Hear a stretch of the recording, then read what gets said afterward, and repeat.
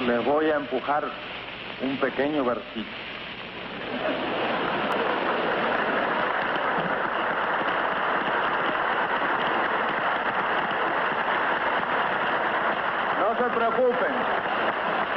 No se preocupen, porque no es de mi propia inspiración, como dicen. Es un poema, nada más que unos párrafos, de un poema de un hombre desesperado. Más o menos, porque no tengo muy buena memoria. Quiero decir que nadie ha podido cavar al ritmo del sol y que nadie todavía ha cortado una espiga con amor y con gracia.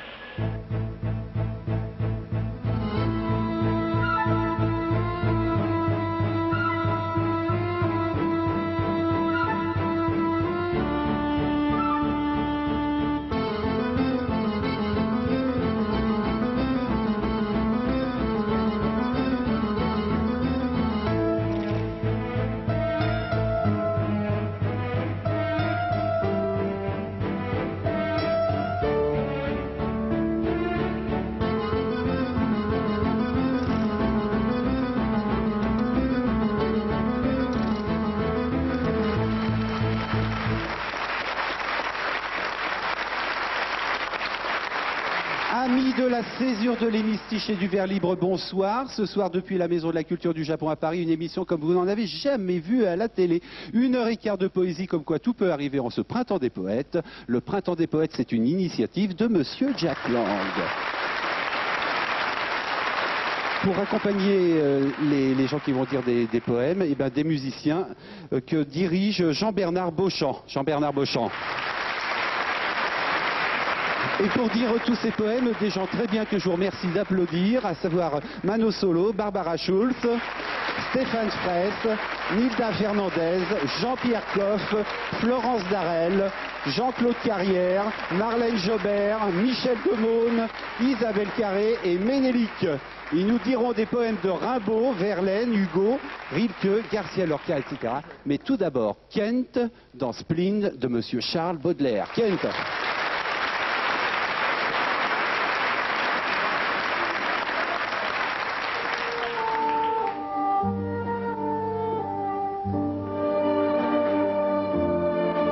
J'ai plus de souvenirs que si j'avais 1000 ans. Un gros meuble à tiroir encombré de bilans, de vers, de billets doux, de procès, de romances, avec de lourds cheveux roulés dans des quittances, cache moins de secrets que mon triste cerveau. C'est une pyramide, un immense caveau qui contient plus de morts que la fosse commune. Je suis un cimetière abhorré de la lune, où, comme des remords, se traînent de longs vers qui s'acharnent toujours sur mes morts les plus chers. Je suis un vieux boudoir plein de roses fanées, où j'ai tout un fouillis de modes surannés, où les pastels plaintifs et les pâles bouchers, seuls, respirent l'odeur d'un flacon débouché. Rien n'égale en longueur les boiteuses journées, quand sous les lourds flacons des neigeuses années, l'ennui, fruit de la morne incuriosité, prend les proportions de l'immortalité.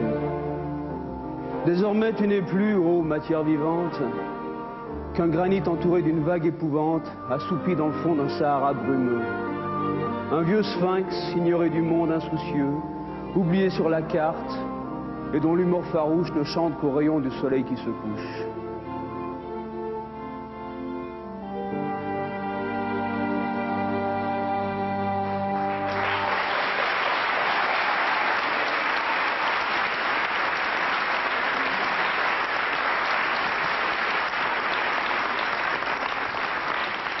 Kent, qu'est-ce que ça marche, votre voix sur Baudelaire, impeccable. Kent, si vous aviez pu rencontrer Baudelaire et lui poser une seule question, vous lui auriez demandé quoi à Baudelaire? Je crois que je lui aurais demandé si ça lui fait du bien quand il a mal. Et... Bah oui, parce que j'ai l'impression quand même quand on écrit de la poésie, c'est souvent sous l'appel d'une certaine souffrance et on s'en guérit. Et quand on s'en guérit, on va vraiment mieux. Alors plus on va mal, mieux on va. En fait. Ah ouais. C'est bizarre parce que c'est là où la source d'inspiration la plus forte Et ça fait, en fait, parfois, je trouve qu'on peut être dans l'attente d'une souffrance, en fait, pour pouvoir l'exprimer. C'est bizarre. C'était un type très curieux, un type qui se teignait les cheveux en vert, parfois, qui avait un look de dandy dégénéré, qui était drogué jusqu'aux oreilles, c'était une barrette de shit par jour en décoction, enfin c'était n'importe quoi, la vie de Baudelaire. Et s'il était arrivé, c'était une sorte de pré-punk, quoi, s'il était arrivé à l'époque où vous étiez chanteur de Star Shooter, avec son allure, avec son talent, et que vous avez proposé des textes pour Star Shooter, je suppose que vous auriez dit oui. Ah non, j'aurais refusé, pour placer les miens. Comme voilà. Et on se dit souvent que les poètes disparaissent ou qu'il n'y en a pas beaucoup et tout, mais est-ce qu'en fait tous les poètes d'aujourd'hui ne sont pas paroliers de chansons? Écoute, je sais pas, il y en a beaucoup, il y a une grosse tranche de la poésie qui se retrouve dans la chanson maintenant, parce que c'est un beau véhicule pour se faire entendre. Et en plus, on peut aussi illustrer les émotions grâce à des musiciens ou grâce à soi-même, quand on est compositeur. Et beaucoup se trouvent là. Bon, il y en a d'autres qui sont pas... d'autres poètes qui ne font qu'écrire et qui ne déclament même pas leurs vers. Moi, la poésie, pour moi, en ce moment, elle est toujours partout, quoi. Elle est toujours partout. Moi, ce qui me fait le plus de mal, en fait, dans la poésie, c'est quand elle est en abrégé. Des fois, je vois du talent sur des affiches publicitaires ou dans des slogans ou dans des titres de journaux et je me dis, bon sang, on passe à côté d'une belle chose et ça sert à vendre un produit, c'est nul. Ouais. Et Blaise Cendrars, ça vous inspire quoi, Blaise Cendrars? J'adore, énormément. Ouais. Énormément. Et ben Mano Solo partage ce choix avec vous car il a choisi de dire un texte qui s'appelle « Tu es plus belle que le ciel et la mer », Blaise Cendrars, par Mano Solo.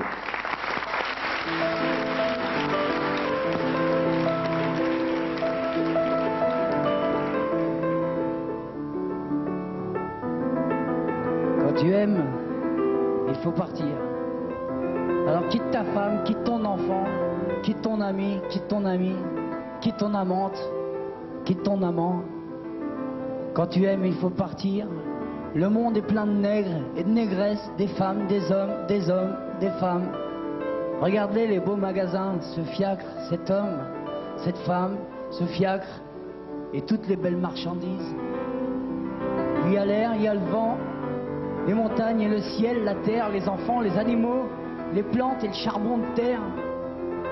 Apprends à vivre, à acheter, à revendre. Donne, prends, donne. Quand tu aimes, il faut savoir chanter, courir, manger, boire et siffler et apprendre à travailler. Quand tu aimes, il faut partir. Ne larme-moi pas en souriant. Ne te niche pas entre deux seins. Respire, marche, pars et va-t'en. Je prends mon bain et je regarde, je vois la bouche que je connais, la main, la jambe, l'œil. Je prends mon bain et je regarde. Le monde entier est toujours là. La vie pleine de choses surprenantes. Je sors de la pharmacie. Je descends juste de la bascule. Je pèse mes 80 kilos. Je t'aime.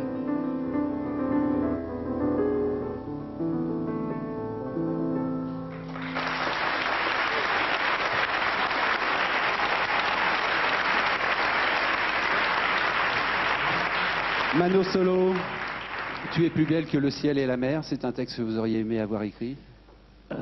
Oui, j'adore cette forme d'écriture, oui, parce que c'est comme un mec qui est là, qui discute en face de toi, qui te raconte ce qu'il a, ce qu'il pense, ce qu'il vit, ce qu'il ressent surtout, sans se soucier finalement de la forme. Moi, c'est là que je trouve que Cendrars est un immense poète, c'est que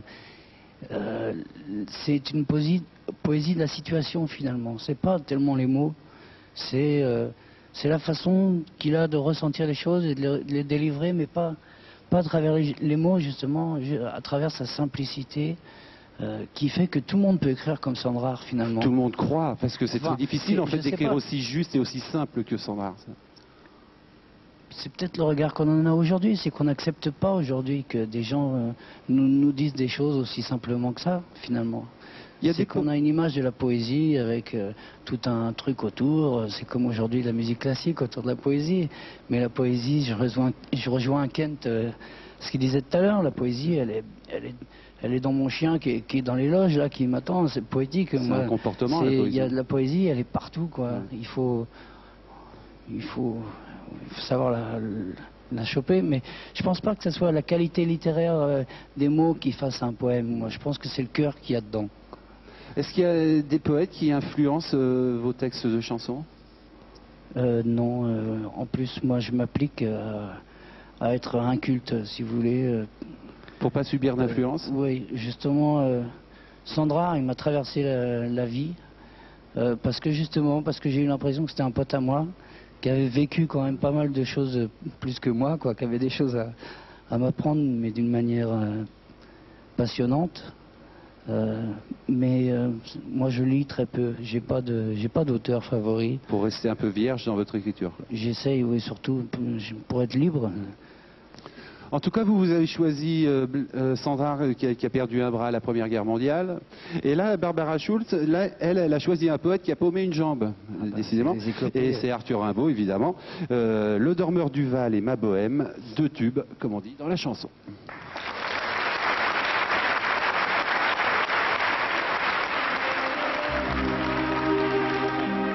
C'est un trou de verdure où chante une rivière, accrochant follement aux herbes des haillons d'argent, où le soleil de la montagne fière luit.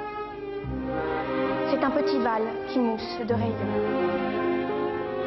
Un soldat jeune, bouche ouverte, tête nue, et la nuque baignant dans le frais cresson bleu d'or. Il est étendu dans l'herbe, sous la nuit, pâle dans son hiver où la lumière pleut. Les pieds dans les glaïeuls, il dort. Souriant comme sourirait un enfant malade, il fait un somme. Nature, berce-le chaudement, il a froid. Les parfums ne font pas frissonner sa narine. Il dort dans le soleil, la main sur sa poitrine. Tranquille. Il a deux trous rouges au côté droit.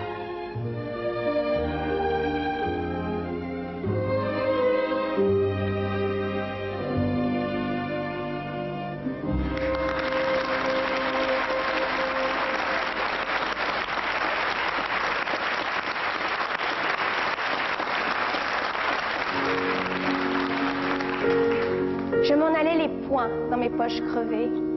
Mon paletot aussi devenait idéal. J'allais sous le ciel, muse, et j'étais ton féal. Oh là là, que d'amour splendide j'ai rêvé. Mon unique culotte avait un large trou. Petit poussé rêveur, j'ai grédé dans ma course des rimes. Mon auberge était à la grande ours. Mes étoiles au ciel avaient un doux froufrou. Et je les écoutais, assis au bord des routes, ces bons soirs de septembre où je sentais des gouttes de rosée à mon front, comme un vin de vigueur. Ou rimant au milieu des ombres fantastiques, comme des lyres, je tirais les élastiques de mes souliers blessés, un pied près de mon cœur.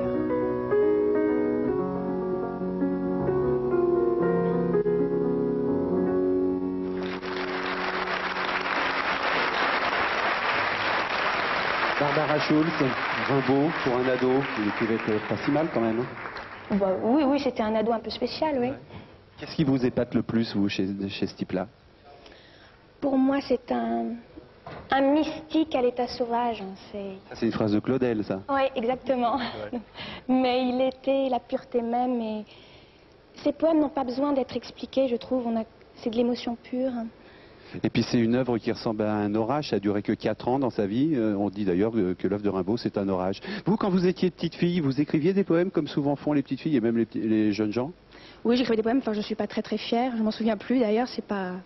Une histoire de petit écureuil qui grimpe à un arbre tout roux, c'est ça que vous me disiez tout à l'heure? Oui, je vous ai raconté ça. Bon, oui, c'est ça, un petit écureuil qui grimpait dans un arbre et ça se terminait tragiquement, enfin, mais bon... Tout à l'heure, là, maintenant, je vais rejoindre Stéphane Fraisse, qui lui a choisi un poème de Michaud. Vous aimez Michaud? Ben, je vais dire bien honnêtement que je ne connais pas Michaud. Ben, ça tombe bien, parce que comme ça, je vais pouvoir demander à Stéphane Fraisse qui est Michaud. Et puis, en tout cas, on vous remercie, Barbara, et puis merci aussi, évidemment, à Monsieur Rimbaud, parce que quand même, pour un ado, il écrivait pas si mal, hein.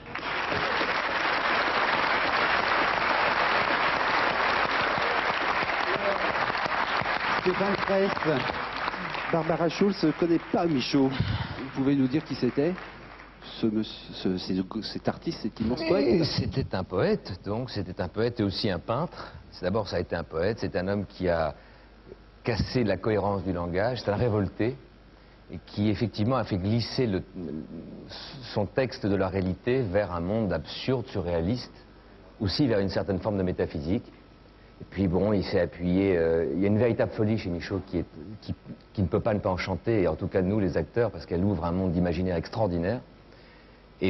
Bon, moi j'y trouve tout ce dont j'ai besoin pour vivre, c'est-à-dire à la fois une chose accrochée à la vie et à tout moment la possibilité de glisser vers cette espèce de Oui, c'est ça. Mais Michaud, d'étrangeté. Ça démarre toujours à peu près normalement et Oui. ça bascule. Et ça bascule sans qu'on s'en rende bien compte d'ailleurs. Tout d'un coup on se dit, c'est marrant, je suis en train de lire ou de prononcer une phrase, elle a l'air tout à fait normale, tout a l'air tout à fait normal et on n'est plus dans cette normalité. Ouais. C'est ça qui devient formidable.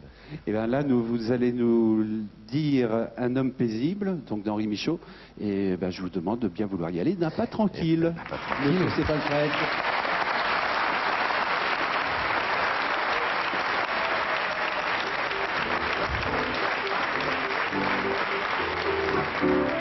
Étendant les mains hors du lit, Plume fut étonné de ne pas rencontrer le mur.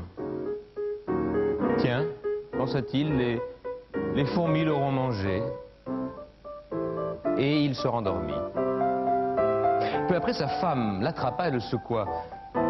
Regarde, dit-elle, regarde, fainéant, pendant que tu étais occupé à dormir, on nous a volé notre maison. Et en effet, oui, un ciel intact s'étendait de tous côtés. Bon, la chose est faite, pensa-t-il, et il se rendormit. Peu après, un bruit se fit entendre. C'était un train qui arrivait sur eux à toute allure. De l'air pressé qu'il a, pensa-t-il, il arrivera sûrement avant nous.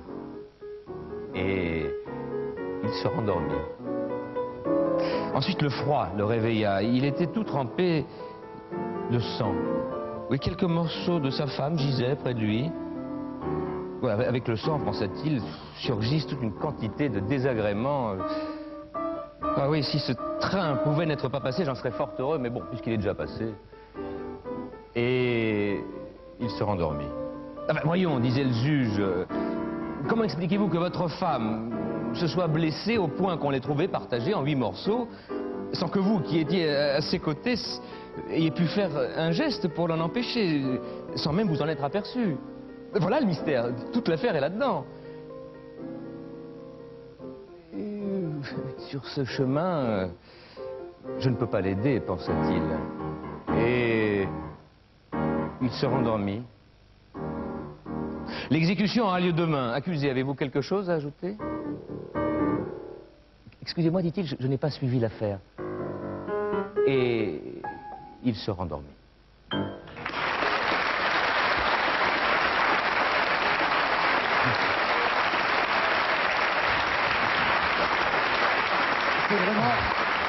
C'est vraiment un livre formidable, le livre que vous avez dans les mains et qui s'intitule Plume, le nom du personnage, parce que c'est truffé de petites nouvelles, de petits contes comme ça qui oui, très courts, qui sont très courts, très simples et qui comme ça en quelques secondes on s'en va, ouais. On s'évade, on rêve. Vous en feriez eu un début d'autres au débeauté? Ce qui est extraordinaire, c'est qu'il y en a plein. Bon, j'ai hésité parce que celle-là était courte, on se prêtait à l'occasion. Il y a par exemple celle-là que j'avais aussi. Il y avait un homme en face de Plume et dès qu'il cessait de le regarder, le visage de cet homme se défaisait, se décomposait, en grimaçant. Et sa mâchoire tombait, sans force. Pense à Plume, mais comme elle est encore tendre ici, la création, mais quelle responsabilité pour chacun de nous. Alors, il faudra que j'aille dans un pays où les visages soient plus définitivement fixés, où l'on puisse fixer et détacher ses regards sans catastrophe. Et voilà. Et c'est comme ça une chose, va, ou alors situation, et tout d'un coup on dérape, ouais. Et c'est extraordinaire. Ouais. Et je trouve que et en plus, je trouve que c'est un poète qui peut être lu par tout le monde. Ah oui, complètement. Ça, n'importe quel adolescent, n'importe qui peut lire ça. On est morose, on se réveille avec. Oui, absolument. Et puis il faut voir aussi ce qu'il a peint, qui est très intéressant. Maintenant, on va changer de genre, car je vais rejoindre Nilda Fernandez, qui, dans son dernier disque, lui, interprète des textes de Garcia Lorca. C'est un autre genre.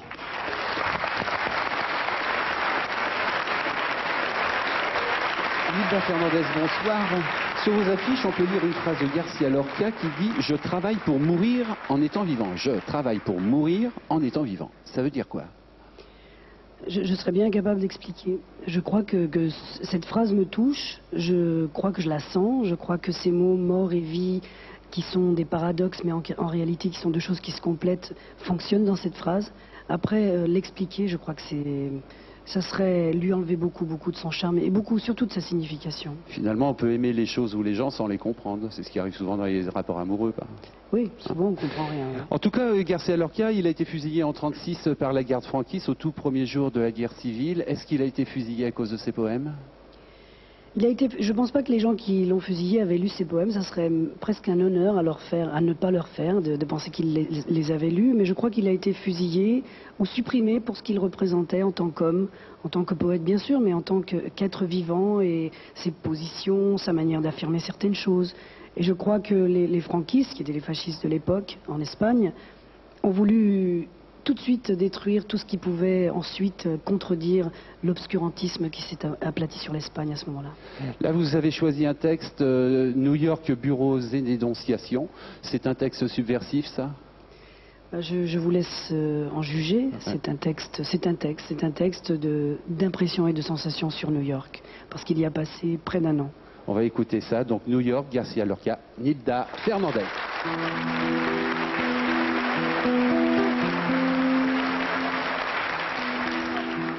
Debajo de las multiplicaciones hay una gota de sangre de pato.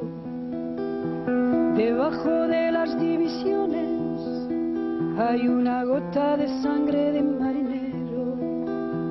Y un río que viene cantando y es plata, cemento, brisa en el alba mentida de New York.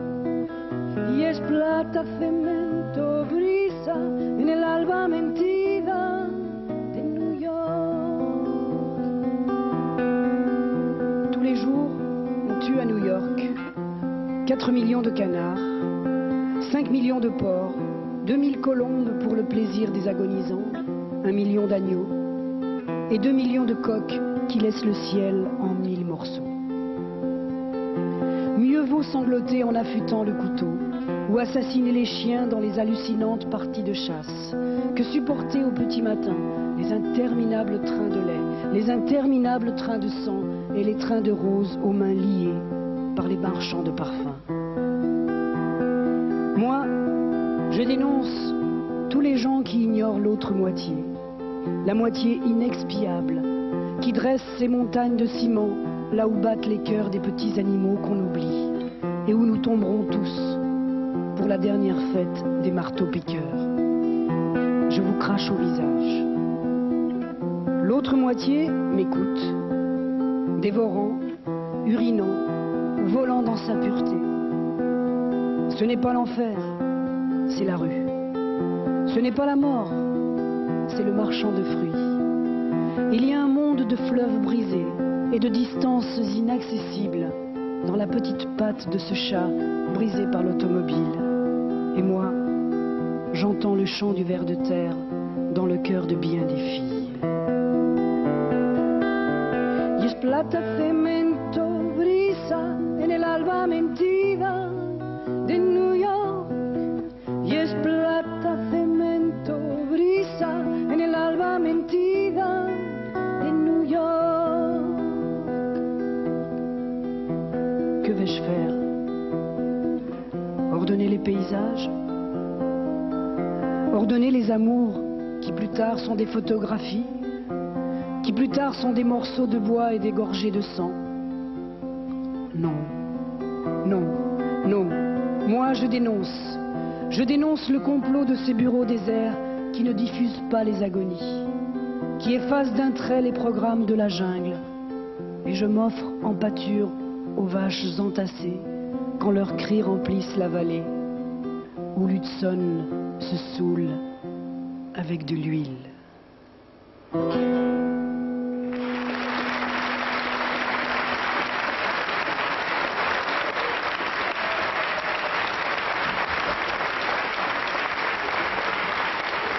C'est carrément beau ça, non? C'est magnifique. Ouais. Florence Darel, alors vous c'est un cas particulier. La plupart de nos invités ont choisi des poètes plutôt célèbres, et puis vous en avez choisi un pratiquement totalement confidentiel, supervielle. Alors pourquoi, Florence Zarel?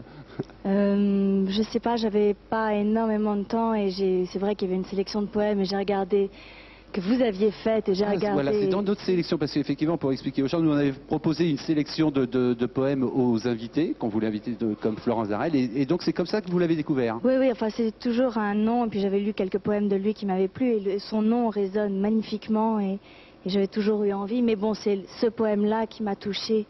Et autrement, vous ne savez rien sur lui? Non. Ben moi, je ne sais pas grand-chose non plus, sinon que c'était un type qui vivait au XXe siècle, qui ne supportait pas les surréalistes, donc il était un petit peu en marge. Et c'était un poète aussi qui, de temps en temps, savait mettre un peu d'humour dans ses poèmes. Pas dans celui-là, d'ailleurs, pas dans Les Amis Inconnus que vous allez nous dire. En tout cas, c'est un très beau poème. Florence Zarel, merci. Merci.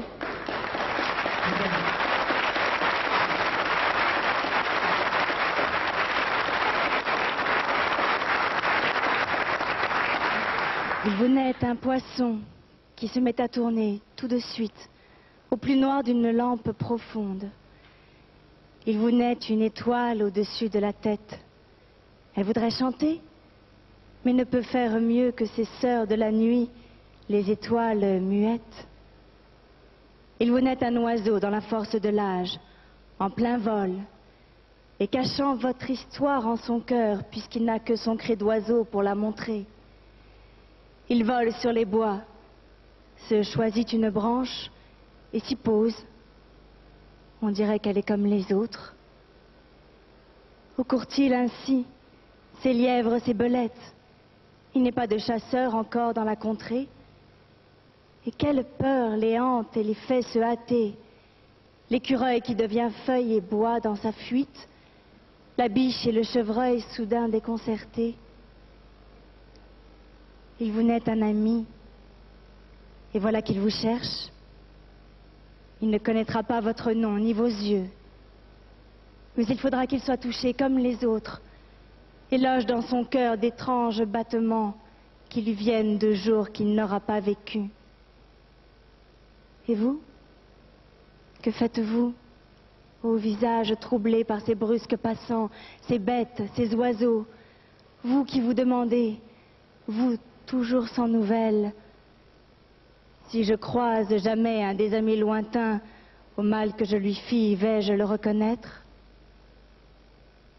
Pardon pour vous, pardon pour eux, pour le silence et les mots inconsidérés, pour les phrases venant de lèvres inconnues qui vous touchent de loin comme balles perdues. Et pardon pour les fronts qui semblent oublieux.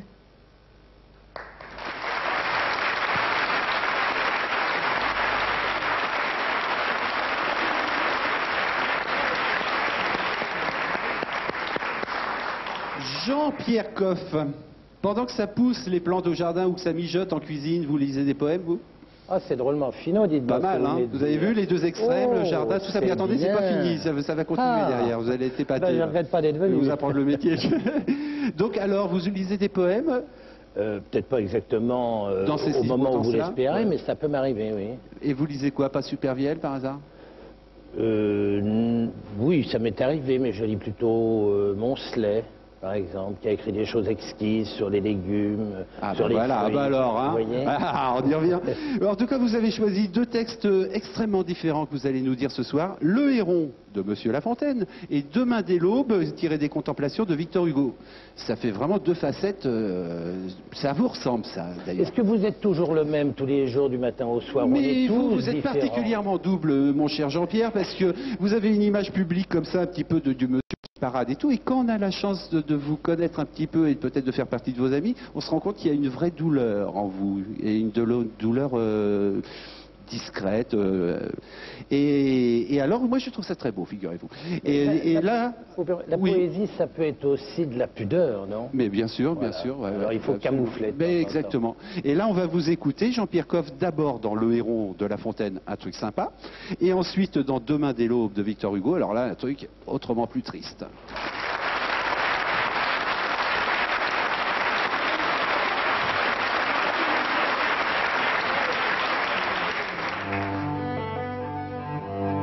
Un jour, allait sur ses longs pieds, je ne sais où, le héron, au long bec, emmanché d'un long cou. Il côtoyait une rivière, l'onde était transparente ainsi qu'au plus beau jour, et ma commère, la carpe, lui faisait 1000 tours avec le brochet. Son compère, le héron en eût fait aisément son profit, tous approchaient du bord, l'oiseau n'avait qu'à prendre. Mais il crut mieux faire d'attendre qu'il eût un peu plus d'appétit. Il vivait de régime et mangeait à ses heures. Après quelques moments, l'appétit vint. Alors l'oiseau, s'approchant du bord, vit sur l'eau des tanches qui sortaient du fond de ses demeures. Le mets ne lui plut pas, et s'attendait à mieux, et montrait un goût dédaigneux, comme le rat du bon Horace. Moi, des tanges, dit-il, moi, héron, que je fasse une si pauvre chair, mais pour qui me prend-on? En la tanche rebutée, il trouva du goujon. Du goujon, ah c'est bien là le dîner d'un héron. J'ouvrirai pour si peu le bec. Oh Dieu me plaise. Et il l'ouvrit pour bien moins tout à la, de façon qu'il ne vit plus aucun poisson. La faim le prit, et il fut tout heureux et tout aise de rencontrer un limaçon. Oh, ne soyons pas si difficiles. Les plus accommodants, ce sont les plus habiles. On hasarde de perdre en voulant trop gagner. Gardez-vous de rien dédaigner, surtout quand vous avez à peu près votre compte.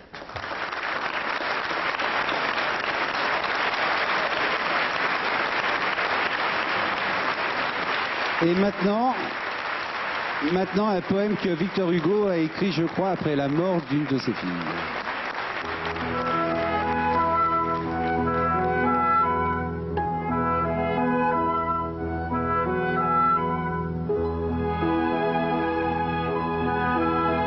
Demain, dès l'aube, à l'heure où blanchit la campagne, je partirai.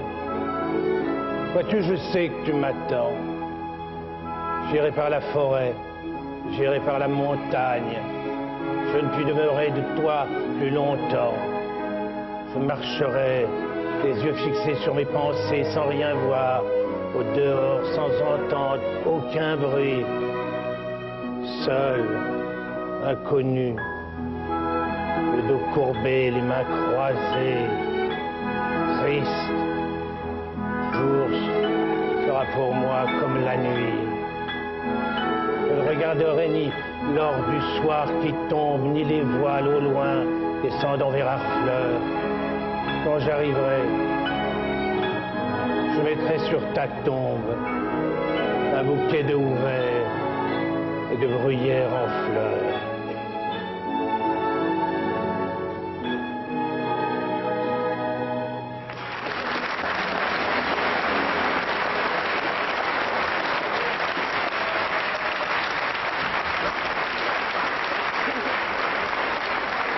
À chaque fois je me fais avoir, moi ça me fout des frissons ce truc. Ah oui. Hein, Isabelle Carré. C'est un super acteur. Hein. C'est un super acteur et c'est un super poète. Il faut aussi, il faut pas charrier, mais ouais, c'est vrai que c'est très très bien dit. Isabelle Carré, j'ai pour vous la question qui tue. Ça sert à quoi la poésie? Vous me l'avez réservé spécialement pour moi. Voilà, dans 1h30. Les autres n'y ont pas eu droit. À quoi ça sert? À quoi ça sert la poésie? Rimbaud disait qu'il travaillait à se rendre voyant. Et peut-être qu'il nous aide à voir les choses autrement. C'est drôle parce que je vais faire un texte qui s'appelle Celle qui devient aveugle alors. Ouais, ça va pas bien. Ouais. Mais les aveugles, justement, une façon de voir les choses différemment de nous et peut-être une façon plus profonde. Est-ce que ça nous permet pas de... Un poète, ça ne peut pas être quelqu'un qui saurait mettre des mots sur des sentiments et que nous, quand on les lit, on a l'impression de récupérer un peu de leur talent. Mais on lit pour se lire soi-même. Ouais. Quand on ouvre un livre, on a envie de se lire soi. Ouais, qu'on parle de nous, que ça soit la phrase qu'on n'arrivait pas à trouver, c'est vrai. Ouais. Et Rilke, il a su mettre des mots sur vos sentiments à vous? Ah oui. Ouais. Eh ben, donc on va écouter quel poème là donc, ah oui, vous avez dit Celle qui devient aveugle. Celle qui devient aveugle, Isabelle J'ai changé Carré. plusieurs fois d'idée alors. Ouais, on ne peut plus savoir, j'arrête pas. J'ai mis deux tubes de Tipex. Celle qui devient aveugle, Rilke, Isabelle Carré.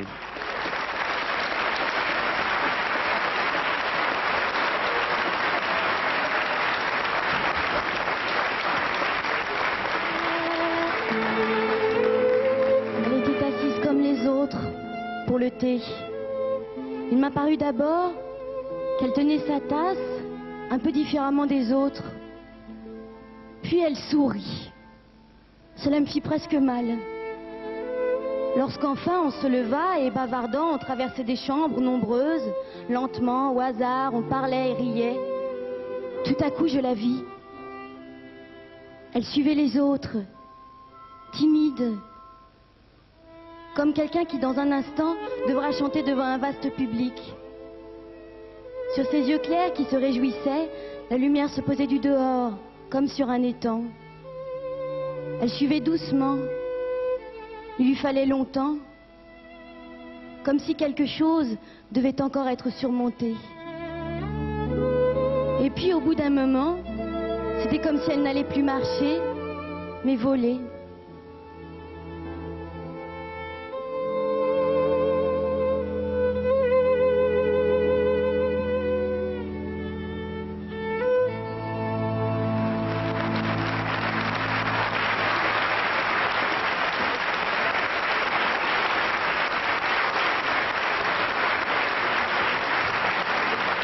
On rencontre un poète, en fait, peut-être plus qu'un écrivain, on rencontre un poète comme on rencontre un ami. Comment vous avez rencontré ce nouvel ami Rilke pour vous? En fait, c'est parce que j'écoutais une émission à la télévision et Terzieff parlait de Rilke et surtout de l'être à un jeune poète. Qui ça? Rilke, moi je dis Rilke, vous dites Rilke, moi je dis Rilke. Non, mais qui en parlait? Laurent Terzieff. Ah, Laurent Terzieff.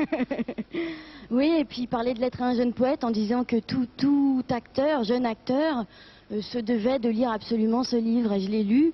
Et en fait, c'est un livre pour tout le monde, acteur ou pas. C'est une école de la vie, quoi. Et puis après, j'ai lu les cahiers de Malte Lethbridge, et puis ses poèmes, voilà. Ça serait pas mal si la télé, ça pouvait servir à ça. Si ce soir, nous, on pouvait donner envie à des gens de lire quelques auteurs, ben, ça serait pas mal. Ouais. Et autrement, il y a un autre petit poème que vous vouliez dire, mais il paraît très court. Ah oui, il est très très court, c'est une phrase. Une phrase, c'est vrai. Il est de? Il est de Éluard. D'accord. Et il dit? Il fallait bien qu'un visage réponde à tous les noms du monde. Il fallait bien qu'un visage réponde à tous les noms du monde. Un joli poème, ça, bravo. C'est une phrase qu'on peut dire à son amoureux ou pour séduire quelqu'un, ça doit marcher.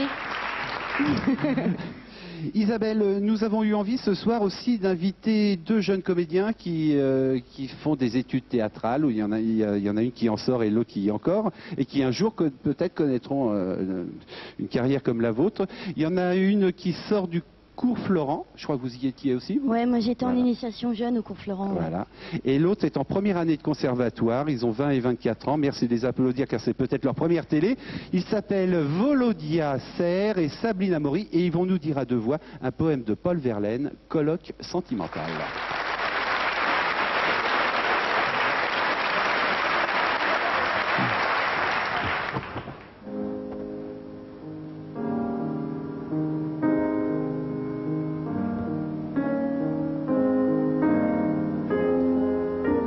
Parc, solitaire et glacé, deux formes ont tout à l'heure passé. Leurs yeux sont morts et leurs lèvres sont molles et l'on entend à peine leurs paroles.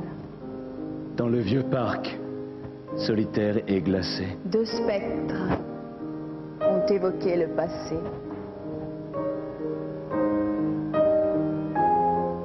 Te souvient-il de notre extase ancienne? Pourquoi voulez-vous donc qu'il m'en souvienne? Toujours ton cœur bat-il à mon seul nom? Toujours vois-tu mon âme en rêve? Non. Ah, les beaux jours de bonheur indicible où nous joignions nos bouches. C'est possible. Qu'il était bleu le ciel et grand l'espoir. L'espoir a fui, vaincu vers le ciel noir. tels ils marchaient dans les avoines folles. Et la nuit seule entendit leurs paroles.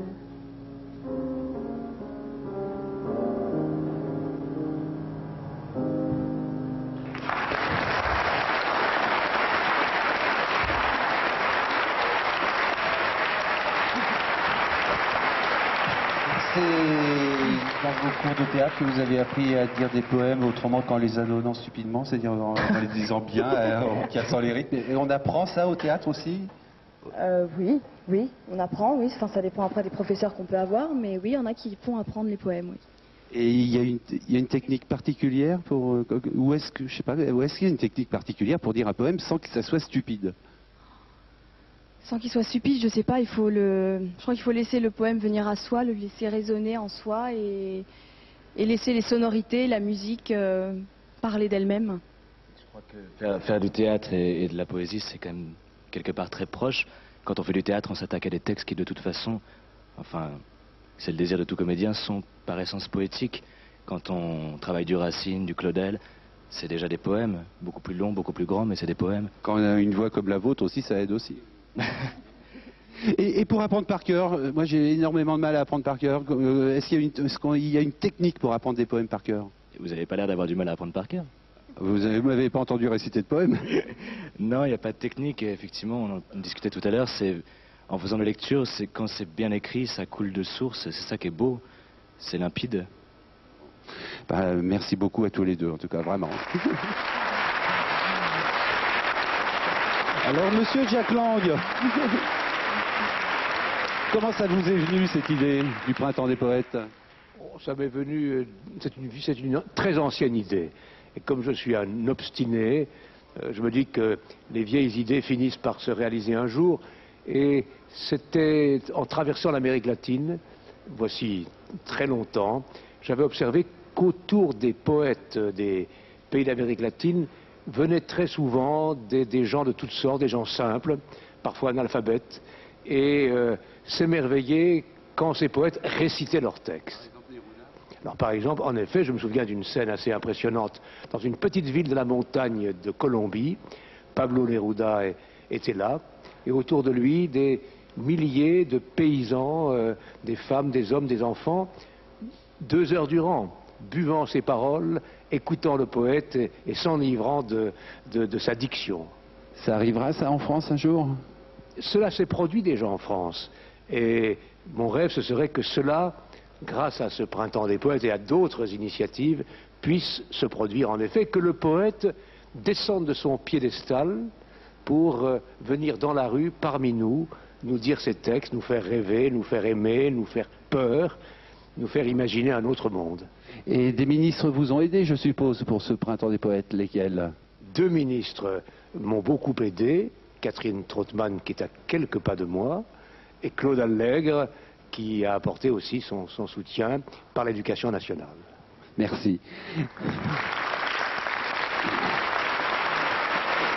Catherine Trautmann, vous, parmi tous les événements qui vont se produire, qui se produisent en ce moment pendant cette semaine de folie poétique, est-ce qu'il y en a qui vous touchent plus que d'autres? Parce qu'il y a des très jolies idées dans tout ça. Ce qui me touche le plus, c'est certainement les échanges de textes, et que ceux qui écrivent un poème pour leur plaisir, qui aiment la poésie, puissent le faire connaître, le dire. Ce sont les initiatives spontanées. Ce qui me plaît beaucoup, c'est aussi la poésie dans le métro. Je crois que tout ce qui peut permettre de descendre, y compris sous terre, et de montrer que la poésie investit la vie de tous les jours, mais la vie aussi la plus intime, qu'elle a à la fois cette valeur initiatique et en même temps cette magie, est certainement important. Je souris aussi et je suis heureuse que même la télévision publique puisse laisser un temps aux poètes et à la poésie. Vous vous rendez compte, 1h15, c'est jamais arrivé à la télévision, jamais. Ben, j'espère bien que ça continuera. Et vous en connaissez quelques vers d'un poète? Vous avez un poète préféré? Vous pourriez nous dire quelques vers? Vous êtes ministre de la Culture. Écoutez, je savais que je risquais d'être piégée, alors je ne vais pas les dire, parce que je ne suis pas comédienne, mais je suis venue avec un texte que j'aime beaucoup d'André Chédid, qui est une poétesse contemporaine, qui est remarquable et qui doit être certainement connue. Et ça concerne le mot, parce que le mot est passionnant et fascinant. Je le lis simplement. glisse-toi dans les sources du mot, escalade ces dunes, voltige avec ses ailes, joue avec ses pierres, revêt ses bigarrures, chante ses harmonies, danse ses fièvres, traverse ses déserts, mange son blé. C'est très joli, merci madame. Merci beaucoup. Et maintenant, je vais rejoindre Jean-Claude Carrière. Jean-Claude Carrière, un véritable puits de science. Bonjour monsieur Jean-Claude. Et justement, je voulais vous demander, moi, Corneille, vous connaissez bien Corneille? Un peu, oui. Est-ce que vous pouvez me dire à quoi ressemblait ce type? Un Normand, assez fort physiquement, une tête ronde et une petite moustache, comme c'était la mode au temps de Louis XIII, et une petite barbiche. Aussi. Et les deux caractères? Le caractère, si on en croit ce poème, il n'était pas très agréable. D'ailleurs, c'est un poème que j'aime pas beaucoup. Ah bon? Non. Mais vous avez bien fait de choisir un poème que vous aimiez pas. C'est intéressant parce que c'est un poème où le poète parle de lui-même. Ouais. D'une manière assez juste, et en même temps c'est arrogant. Quand vous serez bien vieille, etc. Au soir à la chandelle, ouais. Un des vers les plus grivois de la poésie française. Ouais. Et Corneille a laissé un adjectif cornélien. Vous, donc, vous avez eu beaucoup de mal à choisir parmi l'œuvre de Corneille le poème que vous aimiez le moins? Non, c'est venu assez vite parce que ce poème a été, comme peut-être j'aurai le temps de le dire à la fin, on en parlera repris par Georges Brassens et très habilement conclu par lui. D'accord. Et je crois qu'il faudrait mettre cette conclusion. Bon, très bien. Alors allez-y, avec la fausse fin, alors. J'y vais. Jean-Claude Carrière, Corneille, Stance à la Marquise. Marquise. Marquise, si mon visage a quelques traits un peu vieux, souvenez-vous qu'à mon âge, vous ne vaudrez guère mieux. Le temps aux plus belles choses se plaît à faire un affront. Il saura faner vos roses, comme il a ridé mon front. Le même cours des planètes règle nos jours et nos nuits. On m'a vu ce que vous êtes, vous serez ce que je suis. Cependant, j'ai quelques charmes qui sont assez éclatants pour n'avoir pas trop d'alarme de ces ravages du temps. Vous en avez qu'on adore, mais ceux que vous méprisez pourraient bien durer encore quand ceux-là seront usés. Ils pourront sauver la gloire des yeux qui me semblent doux et dans 1000 ans faire croire ce qu'il me plaira de vous. J'ai cette race nouvelle où j'aurai quelques crédits. Vous ne passerez pour belle qu'autant que je l'aurais dit. Pensez-y, belle marquise, quoiqu'un grison fasse effroi, il vaut bien qu'on le courtise quand il est fait comme moi.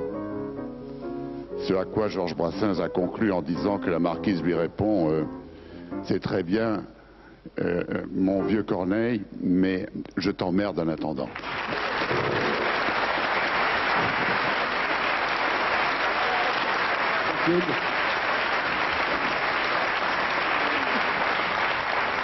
Ce poème semblait vous être adressé, Marlène Jobert. Oui, hein, quelle surprise. Vous a dévoré des yeux tout le temps. Hein. J'aime beaucoup ce poème. La marquise en question, elle a existé? Je pense que oui. Je crois que... Et on connaît la réponse? Elle a dit oui, elle a dit non à Corneille? Non, c'est Brassens qui a répondu. Oui, mais la vraie marquise, elle a répondu quoi? Je crois que si elle avait répondu oui, il n'aurait pas publié son poème. Et pourquoi? Non, parce qu'il aurait dû, il aurait obtenu ce qu'il recherchait. Ah d'accord, donc du coup pas de poème. Hein. Non, on ne peut pas tout faire non plus. Hein. C'est comme quoi le poème est souvent un fruit de l'échec. Ouais. Moi je connais un petit poème de Voltaire pour une jeune fille qui s'appelait Aminte. Je ne sais pas si vous connaissez ça. Il y avait Voltaire, il était très amoureux, très énervé du moins sur une jeune fille qui s'appelait Aminte. Et il ne savait pas trop comment lui dire on va chez toi, on va chez moi. Alors il lui a écrit un petit poème qui est ceci. Je connais un petit bois touffu. Je vais faire comme avec vous pour Marlène. Je connais un petit bois touffu que vous portez à mainte, qui couvre, s'il n'est pas tondu, un gentil labyrinthe. Chaque mois, on voit quelques fleurs en colorer le rivage. Laissez-moi verser quelques pleurs dans ce gentil bocage. Voilà. Quand c'est demandé comme ça, on ne peut pas dire non. Corneille et La Fontaine étaient contemporains. Est-ce qu'on sait s'ils étaient aussi copains? Alors là, non. Je crois que Corneille est mort à... 84. Oui, en 84. Et non, La Fontaine devait avoir à vue de nez 62 ans. 15 ou 20 ans de moins que Corneille. Voilà, c'est ça.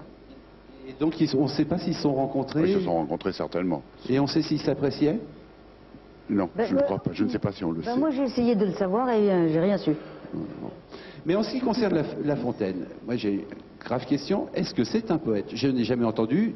Tiens, je vais lire une poésie de La Fontaine. On dit toujours une fable. Alors c'est quoi la différence entre une fable et une poésie?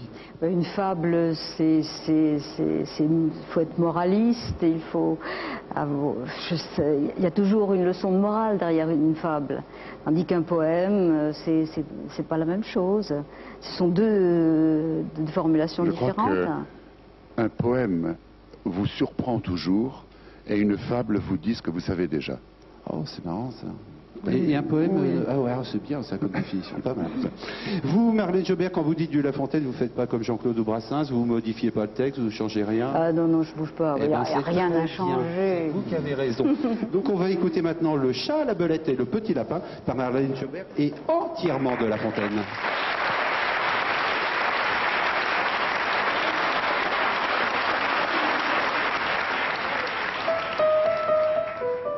Du palais d'un jeune lapin, Dame Belette un beau matin s'empara. C'est une rusée, le maître étant absent, ce lui fut chose aisée. Elle porta chez lui ses pénates, un jour qu'il était allé faire à l'aurore sa cour, parmi le thym et la rosée. Après qu'il eut brouté, trotté, fait tous ses tours, Jeanne au lapin retourne au souterrain séjour.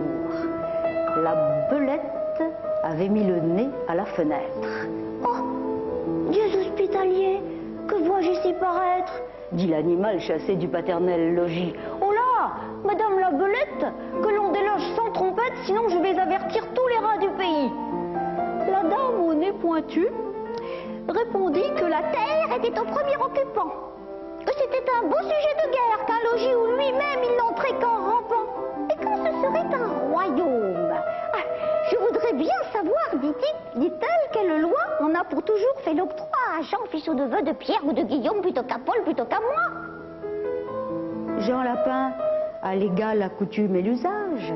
Ce sont, dit-il, leurs lois qui m'ont de ce logis rendu maître et seigneur, et qui de père en fils l'ont de Pierre à Simon, puis à moi Jean transmis.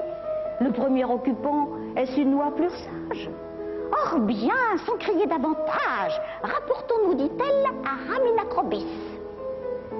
C'était un chat, faisant la chatemite, un saint homme de chat bien fourré, gros et gras, arbitre expert en tous les cas. Jean Lapin, pour juge, l'agrée. Les voilà tous deux arrivés devant sa majesté fourrée. Cripomino leur dit: mes enfants, approchez, approchez, je suis sourd. Les ans sont la cause. L'un et l'autre approcha, ne craignant nulle chose. Aussitôt qu'à portée il vit les contestants, Cripomino, le bon apôtre, jetant des deux côtés sa griffe en même temps, mit les plaideurs d'accord, en croquant l'un et l'autre. Ceci ressemble fort au débat qu'ont parfois les petits souverains se rapportant au roi.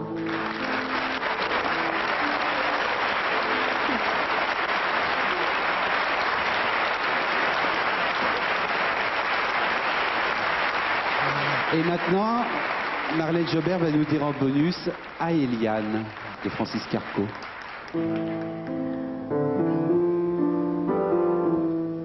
Il pleut, c'est merveilleux, je t'aime. Nous resterons à la maison, rien ne nous plaît plus que nous-mêmes. Par ce temps d'arrière-saison, il pleut, les taxis vont et viennent, on voit rouler les autobus et les remorqueurs sur la Seine font un bruit qu'on ne s'entend plus.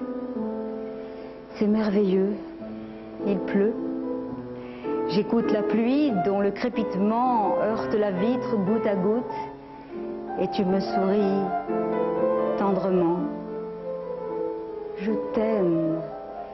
Et ce bruit d'eau qui pleure, qui sanglote comme un adieu. Tu vas me quitter tout à l'heure. On dirait qu'il pleut dans tes yeux.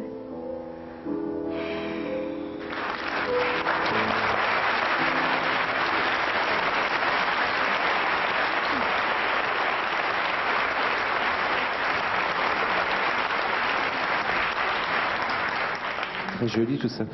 Marlène, en écoutant la fable de La Fontaine, je me demandais s'il y avait encore des gens qui écrivaient des fables aujourd'hui. Est-ce que c'est un genre qui existe? Est-ce que vous savez ça? Ben, plus tellement, c'est vraiment dommage. Cela dit, c'est un art extrêmement calé, hein, difficile. Je crois qu'après La Fontaine, très peu s'y sont risqués. C'était tellement fabuleux, tellement formidable ce qu'il faisait. Et vous avez jamais eu envie d'essayer? D'écrire des fables? Oui. Non, j'écris des contes déjà. C'est vrai que j'essaie toujours de glisser une petite morale, mais enfin, La Fontaine, je ne m'y risquerai pas. On pourrait trouver d'autres morales, d'autres fables à écrire sur aujourd'hui, Jean-Claude Carrière? Ce serait beaucoup plus intéressant de renverser la morale traditionnelle. Au XXe siècle, il y a eu un auteur de fables pour rire assez drôle qui s'appelait Franc Nohain, et qui était le père de Jean Nohain et de Claude Dauphin.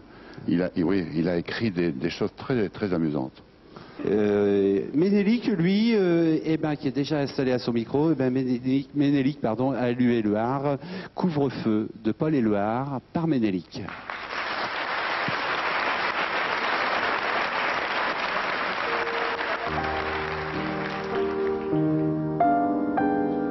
Que voulez-vous? La porte était gardée. Que voulez-vous? Nous étions enfermés. Que voulez-vous? La rue était barrée. Que voulez-vous? La ville était matée. Que voulez-vous? Elle était affamée. Que voulez-vous? Nous étions désarmés. Que voulez-vous? La nuit était tombée. Que voulez-vous? Nous nous sommes aimés.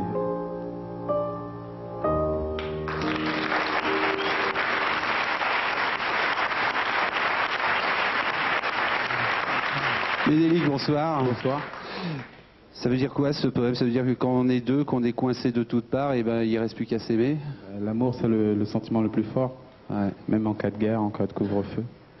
Vous qui êtes d'une famille originaire du Cameroun, est-ce que vous aimez aussi des poètes africains? Africains, mais j'affectionne particulièrement les poètes qui parlent de la négritude, comme Aimé Césaire, par exemple. Et Senghor? Oui, aussi, ouais, beaucoup. Moi j'adore l'Afrique et à chaque fois que je vais en Afrique j'ai l'impression qu'en fait c'est le dernier continent poétique. Est-ce que ça vous paraît stupide je sais pas, hein. En fait je pense que n'importe quel continent peut exprimer sa poésie. Il se trouve que en Afrique elle est peut-être un peu plus brute qu'ailleurs, peut-être un peu plus naturelle. Et elle est dans le comportement de tous les jours, dans les noms qu'on voit sur les autobus, dans les devantures de C'est vrai qu'il y a un certain amour de la langue en Afrique. C'est vraiment un drôle de continent ça. Le prochain texte que vous allez nous dire, c'est quoi? C'est Saison de pluie, c'est un texte que j'ai écrit pour mon prochain album. C'est un texte auquel vous avez l'air de tenir particulièrement, pour quelle raison? En fait parce que, pas ce soir, mais ma mère chante normalement dans les refrains. Et c'est un texte qui exprime un peu tout ce que je ressens par rapport à la noirceur dans le monde. On peut dire que c'est un poème? Je ne le prétends pas, mais je l'ai écrit comme un texte que je sens le plus profondément possible. Et alors là, en tout cas, c'est un texte qu'on va écouter pour la première fois, car il sera sur votre prochain disque qui va sortir, je suppose, bientôt. Bientôt, incessamment. D'accord. Saison de pluie, du poète Ménélique, par le rappeur Ménélique. Merci.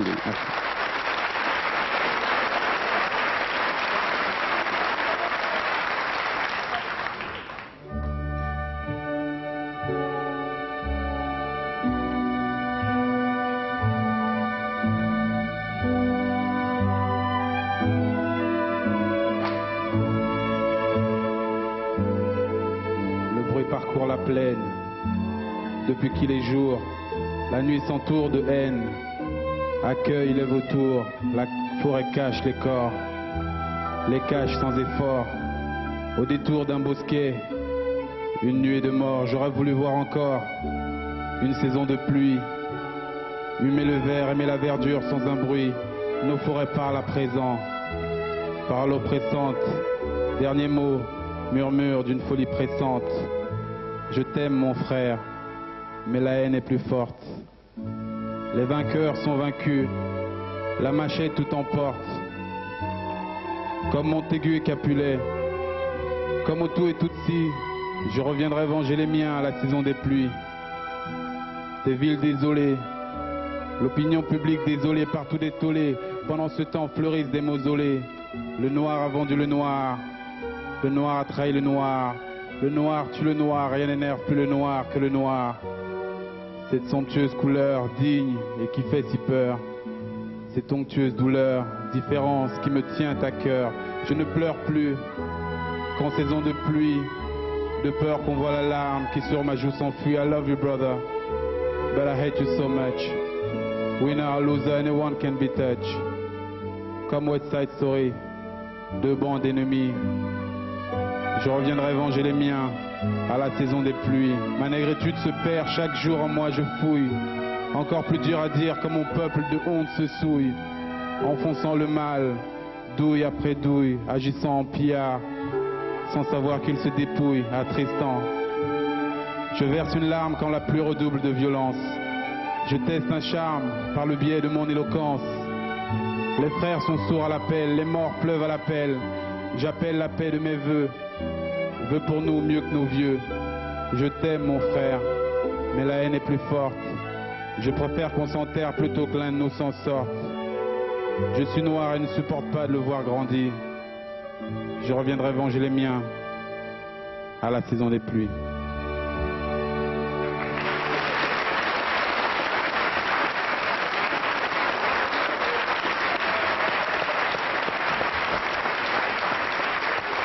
Michel Demeaunes, vous êtes directeur de la Maison de la Poésie.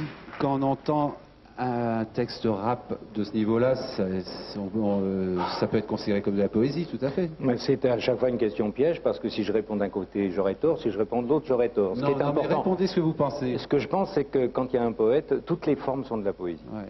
Quand il y a un poète derrière. Ouais. Et je crois que... Mais je crois qu'il y a un poète en essence, là. Il y a quelque chose qui il aurait sa place à la Maison de la Poésie. Bah, il va peut-être l'avoir. Ouais. Pourquoi pas? Mais justement, ça c'est quand même un drôle de truc. Maison de la Poésie. Ça, c'est vrai que la première fois que j'ai entendu ça, ça m'a paru une drôle d'idée. Qu'est-ce que c'est qu'une Maison de la Poésie? C'est une maison, enfin c'est un endroit, c'est un théâtre, c'est un lieu de spectacle, c'est comme ici, où on se rencontre avec les poètes directement ou avec leurs écrits. On se confronte, on s'affronte, on parle, on joue, il y a toutes les formes. La musique est bienvenue aussi lorsqu'elle accompagne la poésie. Enfin, il y a toutes les formes de poésie peuvent venir à la Maison de la Poésie. C'est un lieu d'accueil, un lieu de confrontation. Et à propos de poètes, est-ce qu'il y en a qui vivent de leur art aujourd'hui? Non, il n'y a personne qui peut vivre de la poésie. En dehors de le passer par le biais de la variété ou de la chanson, on ne peut pas vivre de la poésie, c'est impossible. Il faut savoir que René Char vendait, notre plus grand poète, vendait 1000 recueils. C'est tout. Donc René Char? Oui, 1000 livres, c'est pas beaucoup. Ça non, fait mais pas René Char qui était très... Enfin, qui est dans la Pléiade. Un auteur très important, qui est dans la Pléiade. Qui est dans la Pléiade. Ce qui fait qu'un poète lambda d'aujourd'hui, il vend combien d'exemplaires de ses livres? Quand un poète vend à 600 exemplaires, c'est magnifique. Il arrive que certains... Alors, c'est très curieux, il y a un frémissement. Il arrive que certains arrivent brutalement à 3000, on ne sait pas trop pourquoi, on n'a toujours pas... Il y a des sensibilités avec le public qui sont en train de rentrer en jeu en ce moment. Vous aimeriez, vous, Ménélique, publier un recueil de poésie? Je n'ai jamais pensé. Disons que par le biais des albums que nous éditons, il y a des... Enfin, les paroles sont comme les paroles sont dedans, le recueil est dedans, voilà. Effectivement. Mais il faut savoir que les poètes anciens ne vendaient pas non plus. Ah bah oui, Rimbaud, c'est 5 exemplaires quand même. Non, c'est 5 exemplaires parce qu'il n'a pas payé, parce qu'il n'a pas payé la primeur. Mais quand même, ça ne se vendait pas. Mais c'est vrai que des gens comme Verlaine, Baudelaire, tout ça, s'il n'y avait pas des familles, ils vivaient dans la misère. Ils vendaient très très peu. Ouais. Qui sont les grands poètes français? Est-ce que, moi, j'en connais pas. Vivant. J'aime pas trop dire les grands parce que ça oblige à juger, mais enfin c'est Yves Bonnefoy, Michel Deguy, Bernard Manciette, qui est beaucoup moins connu, André Chédid, qu'on a signalé tout à l'heure et qui pour moi est un des grands poètes actuels, Pierre Auster, Bernard Noël, Marcelin Plénet, André Velter, qui est un petit peu dans le coup de cette fête de la poésie, je le sais, Jean-Michel Maupoy, Jean-Pierre Siméon, Jacques Darras, Claude Escoban, Zélio Piano. Non, non, c'est pas les copains. Pardon. Et même, je m'entends mal avec certains. Ah bon, avec lesquels? Ah ben, je peux le dire, je peux le dire. Vous voulez que je le dise? Oui, oui, ah oui, il y en a avec qui je m'entends très mal. Jean-Michel Maupoy, je m'entends très mal. Et pourtant, il passe chez moi, il écrit très bien. Il écrit très bien. Pas le saquer. Mais on peut parler aussi de ceux qui sont à l'extérieur. On parlait tout à l'heure de l'Afrique. Haïti, Jean Métellus, Salas Tétier pour le Liban, tous ces gens. Et là, vous allez nous dire un poème de qui? Je vais dire un poème d'un poète qui est un peu très secret et qui est vivant, qui est un poète qui a 60 ans aujourd'hui, à peu près, et qui est Charles Juliet, et qui est un poète qui, pour moi, va rester un des grands poètes de cette époque. Il habite où, ce monsieur? Il habite du côté de Lyon. Et il fait quoi en dehors de la poésie? En dehors de la poésie, il est à la retraite aujourd'hui, et il a fait toute sa vie, il a été professeur. D'accord. Donc, un extrait de Affût, Charles Juliet, par Michel Demeaugne, directeur de la Maison de la Poésie.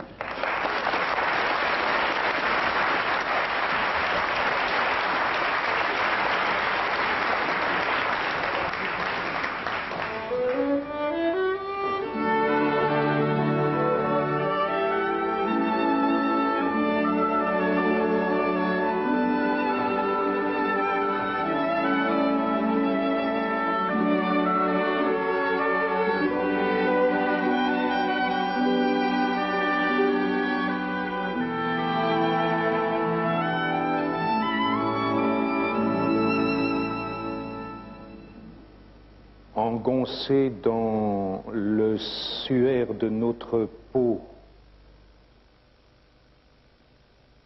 couvant la haine, le cœur sec et malade, les yeux comme des couteaux,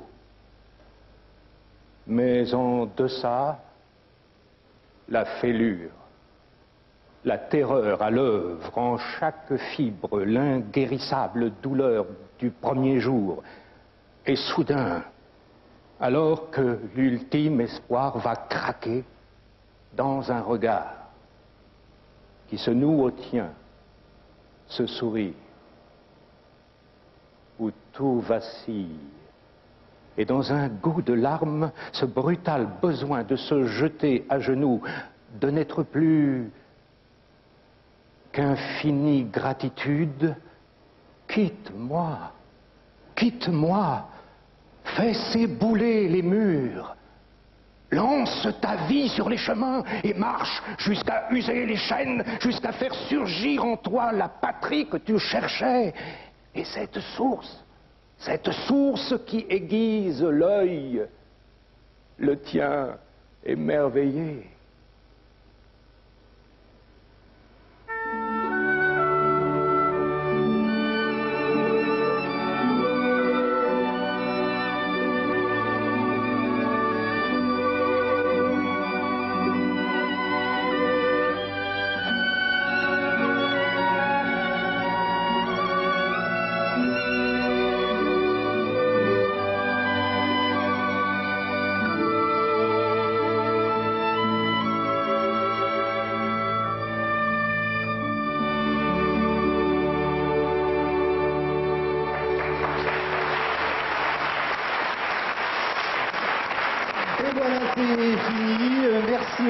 Qui sont venus ce soir et qui vont nous rejoindre, tous les artistes qui vont nous rejoindre maintenant.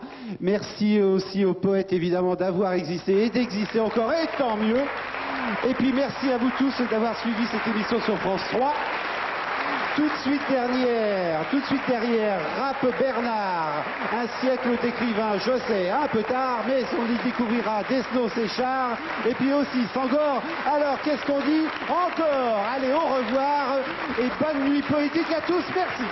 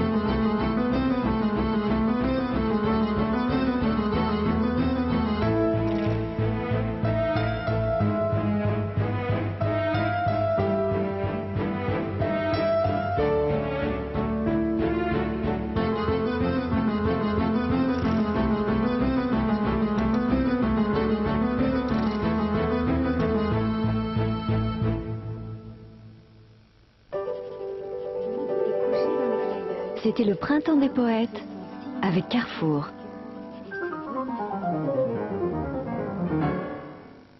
Robert Desnos, René Char, Léopold Sédar Senghor, 3 talents majuscules pour un siècle d'écrivains, tout de suite sur France 3.